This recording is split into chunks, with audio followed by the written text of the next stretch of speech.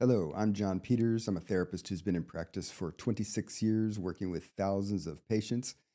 And in this video, I'm going to show you how you can do cognitive behavioral therapy on yourself without a therapist. Stay tuned.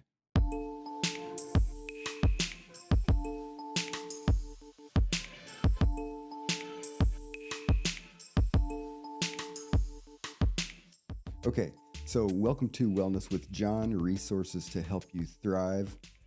In this video, I'm going to explain rational emotive behavioral therapy, which was popularized by Albert Ellis back in the 1980s and continues to be a popular modality for cognitive behavioral therapy for therapists even to this day.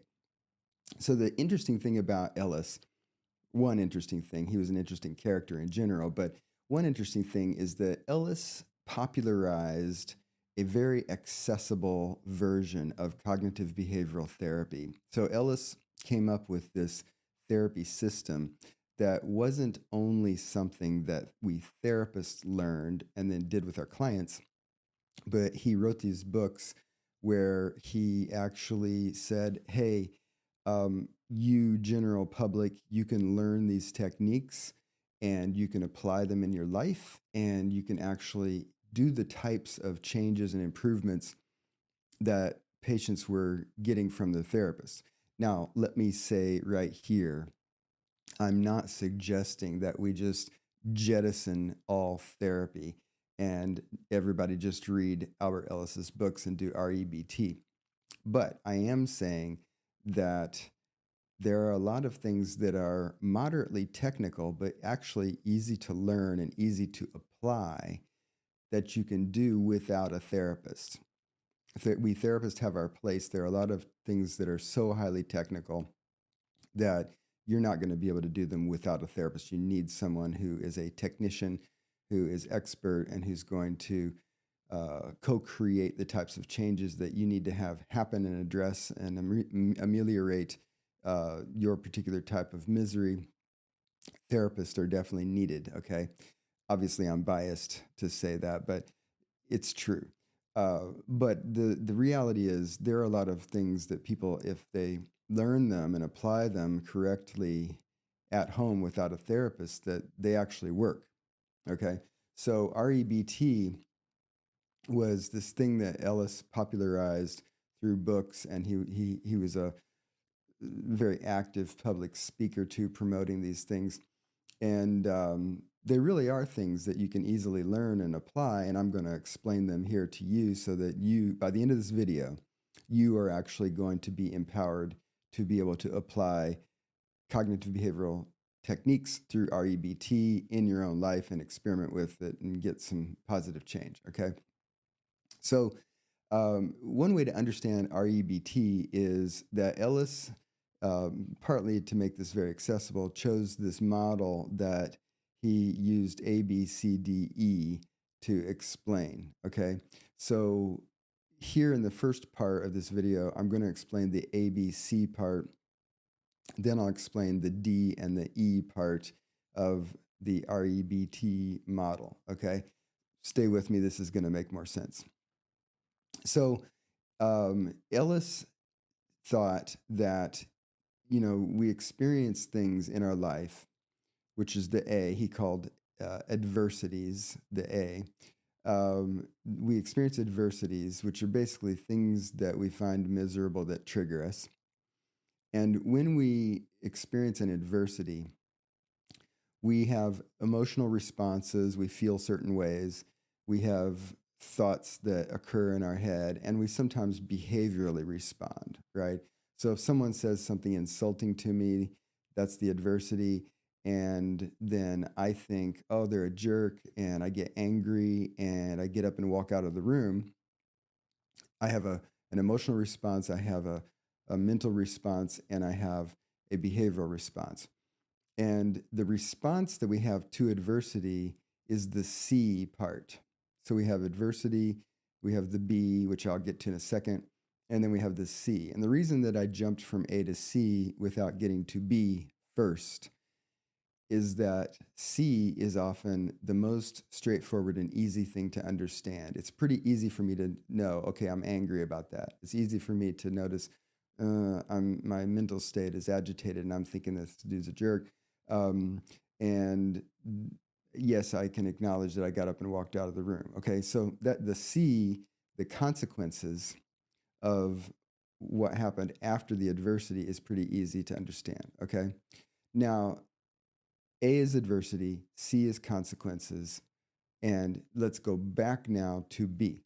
Okay, B is belief.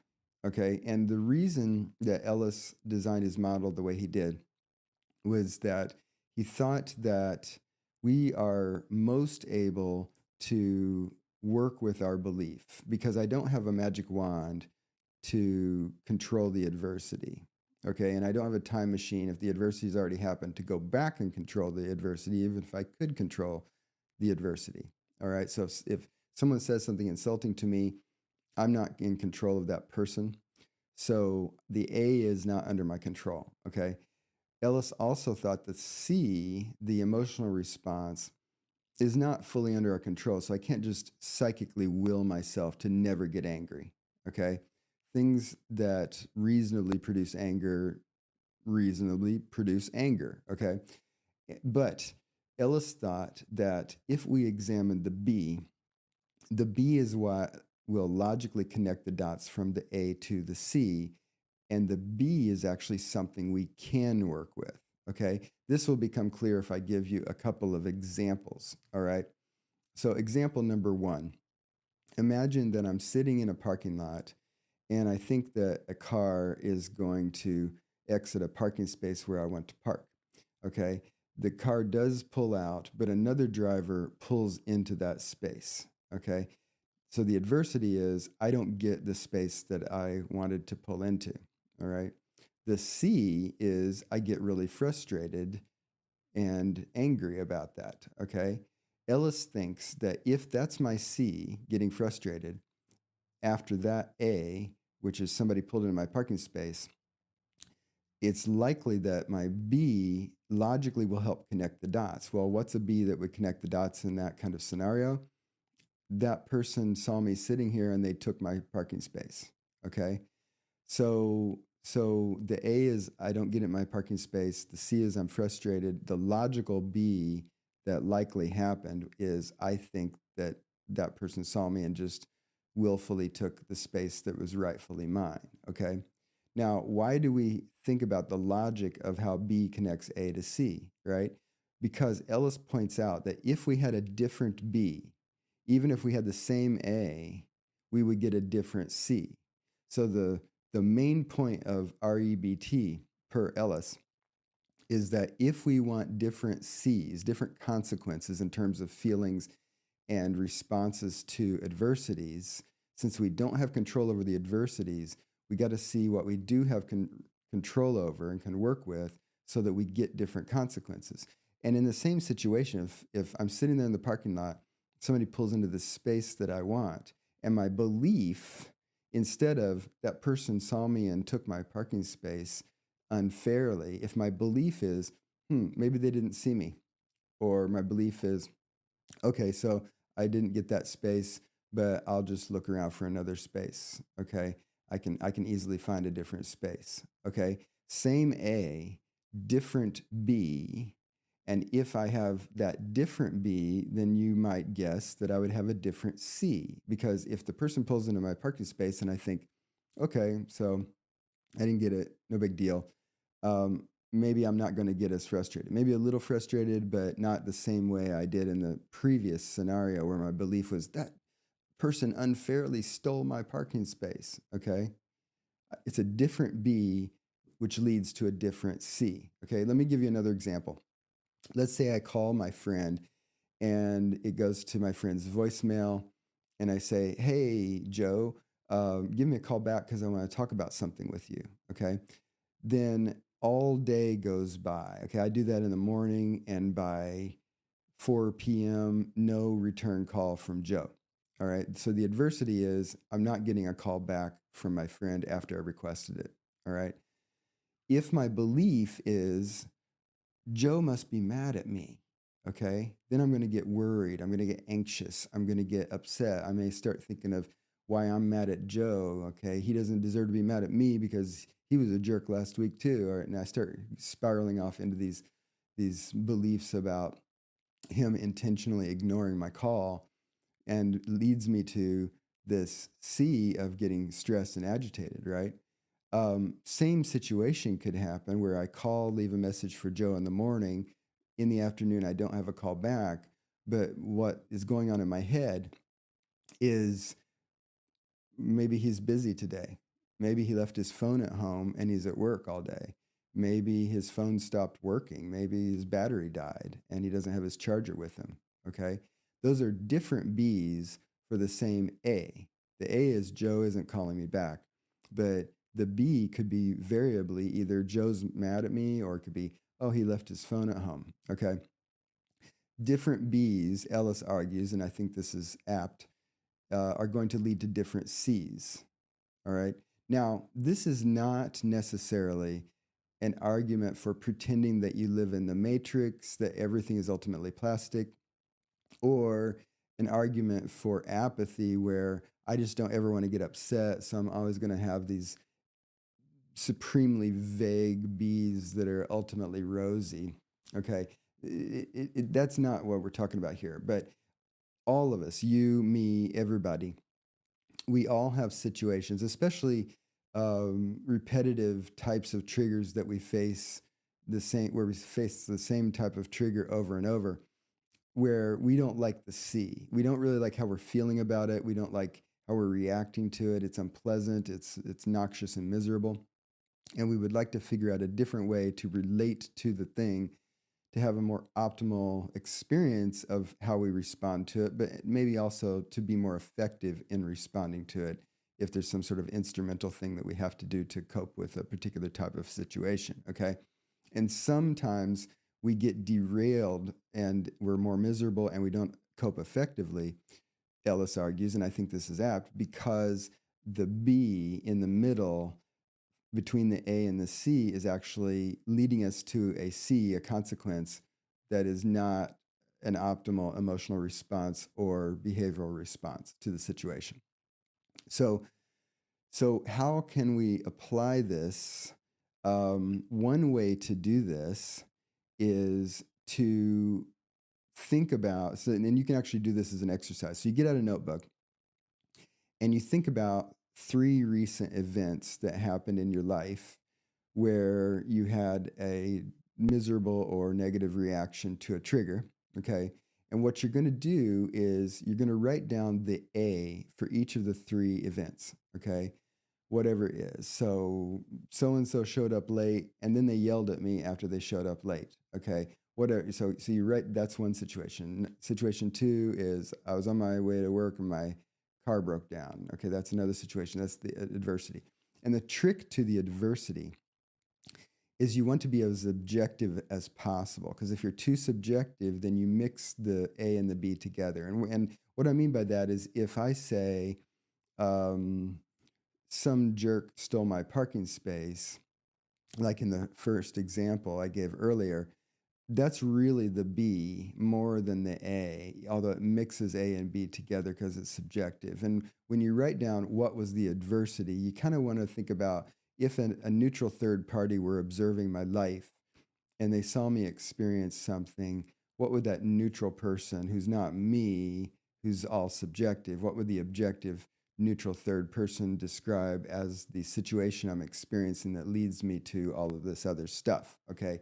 And this takes a little bit of practice. I found when I do this with myself and when I do this with patients and when I do this with students, sometimes I have to coach people on honing in on that skill of being more neutral and objective and describing the A, because our tendency, because we sometimes are more fused with the situation, it's easier to get subjective and mash the A and the B together. And if you want to watch a video on fusion versus diffusion, I'll put a link up here because I did a video episode on that in a 7-part series I did on acceptance and commitment therapy. But we try, this helps us be diffused when we do this exercise. But if we are highly fused and we're still triggered and activated by a situation, it's harder to be objective and defused when we're writing the A in order to eventually separate the B, okay?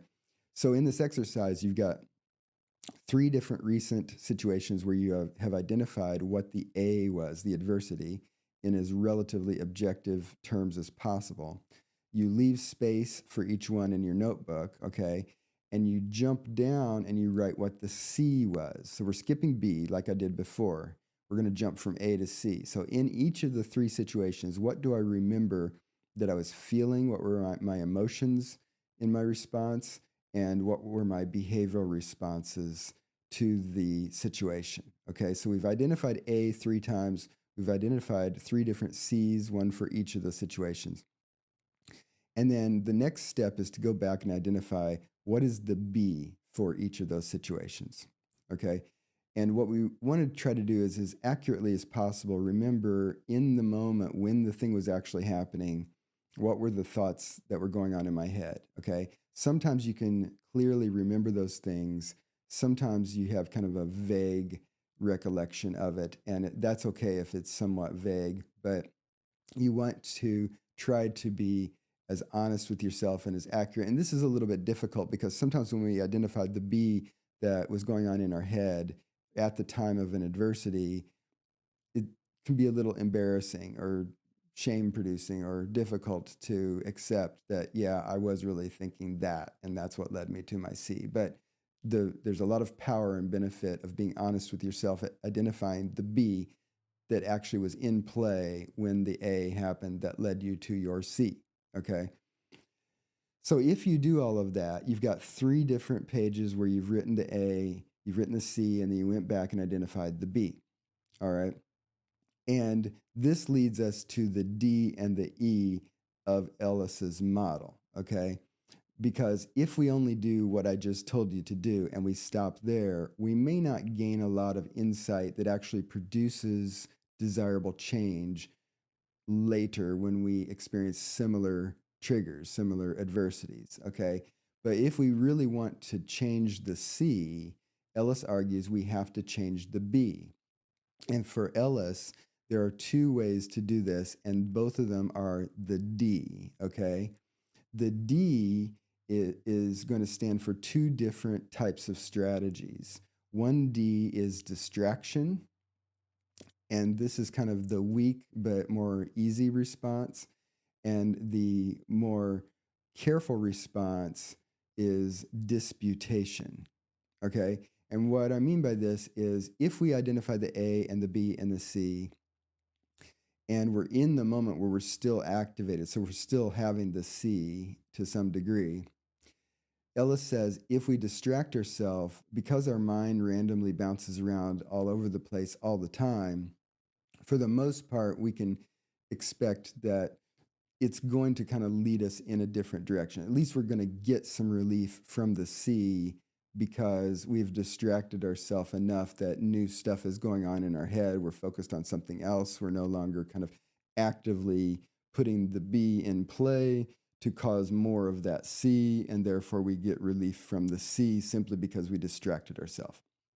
And you probably know that this is true too.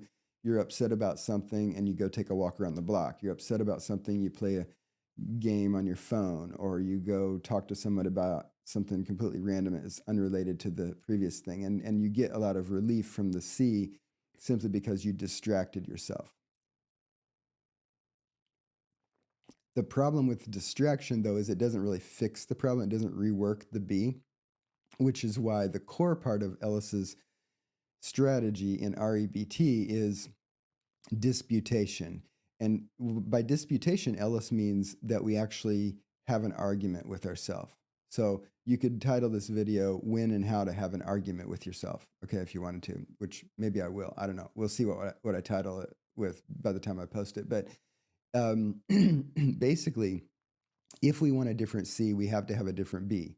If we had a particular B, but we want to try to have a different B in order to change our C, then we can dispute the B, right? Let me give you an example of that. Let's say that I've got a lunch meeting with someone at 2 o'clock at a cafe, and I'm sitting there at the cafe, and I look at my watch, and it's 2:04. Okay. So I'm there on time. The lunch meeting was scheduled at 2. It's 2:04. The person I'm meeting hasn't shown up. And I look at my phone. I don't have a text or call from them. I look at my email. There's no email from them. And so then I get angry. Okay. So later on reflection, the adversity is I had a meeting, the person was late. The C was I get angry. I go back and say, what was the B? The B was people shouldn't be late. Okay. And then if I dig into it, I'm at 2:04 when I have that belief. So at 2:04, I'm thinking people shouldn't be 4 minutes late if I'm specific about what belief was leading to the C. Because if it's 2:04 and I'm angry, there must be a belief that people shouldn't be 4 minutes late, right? Or else I wouldn't be angry about it, right? So then Ellis would say, okay, on examination, do I decide that that belief is fully acceptable? Well, maybe I think, you know what? Sometimes people are 4 minutes late. Um, so maybe my belief is too rigid and it's producing a negative response when I don't need it. What if I were to dispute that and to say, you know what? I would prefer people be precisely on time, but sometimes people are 5-10 minutes late, and that's okay. And so I have a different belief because if that specific belief, people might be up to 10 minutes late. If I had that fully in play in the moment at 2:04 when the meeting was at 2, I wouldn't be angry because my belief is people are more than 4 minutes late. People are sometimes up to 10 minutes late to a meeting. Okay. If that really was my belief, I wouldn't be angry at 2:04. Okay. And so disputation is basically look for a more flexible belief that's still acceptable given your values and how you want to be in the world. Another form of disputation is look for countervailing evidence. So if I have a belief, oh, Sally doesn't like me, okay, well, countervailing evidence is she has been friendly to me every day that we've worked together. She smiles at me when we say hello in the morning, when we get to the office together. She laughed at my joke yesterday, okay? So I'm disputing the belief Sally doesn't like me with countervailing evidence, which is there's this stuff that doesn't fit with that belief, okay? And therefore I need to revise the belief. So you can sometimes make a belief more flexible. You can sometimes look for countervailing evidence, okay? Sometimes you can just get creative and think, if I want a different C, what is a belief that would logically connect the dots from that type of A to a C that I like better? Like in the first two examples I gave earlier in the video, right? We can come up easily with logical Bs that cause A and C to work together better, right? And that's what you can do with your paper is you can go back and look at each of the three things that you wrote down, look at the beliefs that were in play in each of the situation, and then brainstorm creatively and think about what are other types of beliefs that might actually be better, that I would want to dispute the original ones in order to try to rework them to have different beliefs. And you can literally write down examples of different beliefs that would lead to different C's in each of your situations, okay? Now, the E part of Ellis's model is energize, because Ellis thought that if you do the ABC thing like I recommended, and even if you do the D thing where you come up with alternative beliefs that could lead to different C's, that's not going to translate into actual different experience in your life unless you put them in play. So he thought energization was the final step of the model where you have come up with other beliefs that you want to have in play when that type of trigger happens to you. And this part takes a bit of work because not all of us, in fact, it's unlikely in all situations that we can just come up with the perfect alternative B, and then the next time we experience that type of trigger, we put it fully into play and have a completely different C. That's kind of the idealized goal, but energization takes a little bit of work, and there's actually a really good workbook. If you want more guidance than what I'm giving you in this video and a bunch of worksheets and discussion of this type of technique, there was this book called Mind Over Mood that was written decades ago, still in print, I believe. And it's a workbook with different ways to identify your beliefs that are leading you to your unpleasant C's from your various A's. And it also gives you a lot of guidance about how to progressively weaken the less functional beliefs and strengthen and energize the more functional beliefs. So this book, Mind Over Mood, I'll put a link down in the description if you want to go check that out. It's one of my top books that I have recommended to people over my career and that I continue to recommend to my patients because it's like a self-study workbook that you can use at home and do these techniques on your own, right? And energize more effectively. Because a lot of times, if we do the ABCD part, there's still some work to be done in order to effectively energize the new B so that we get different C's when our A's happen, okay? So hopefully this video is helpful to you. If you like this kind of content, hit the like button below. If you have yet to subscribe to my channel, definitely subscribe. I appreciate comments, so feel very free to leave comments below. And if you find this video or other videos helpful, feel free to share them on your social media or email them to a friend in order for a wider set of people to get to see helpful information on this channel. Okay, so thanks for joining me today.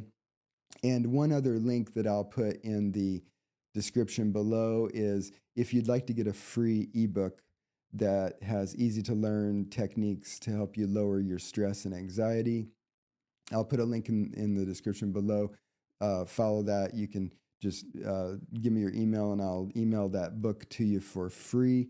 And it's got some really easy things to learn that are effective, some of the most reliable things that I use with patients to help people very quickly and lastingly lower stress. Okay, so check that out in the description below as well, and I'll see you in an upcoming video.